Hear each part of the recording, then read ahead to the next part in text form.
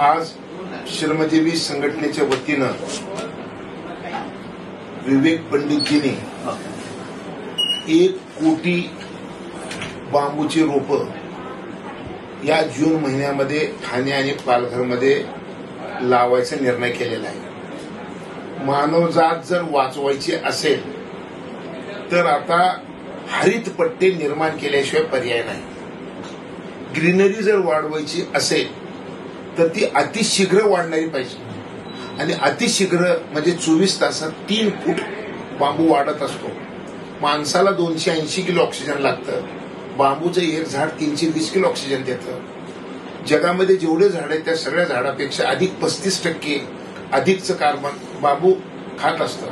बांबूचं वैशिष्ट्य हे अतिशीघ्र वाढणारं आहे, म्हणजे फास्टेस्ट ग्रोथ आणि मल्टी यूज, म्हणजे बांबूपासून डिझेल, पेट्रोल, कोळसा, कपडे, फर्निचर, फ्लोरिंग, बिल्डिंग,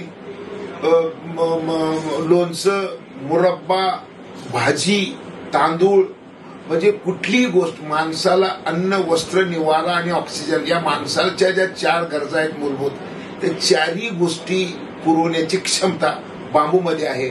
आणि असा बांबू मुंबईच्या जवळ ठाणे आणि पालघरमध्ये 1 कोटी लावणं हे मुंबईला ऑक्सिजन पुरवायचं सेंटर होणार आहे।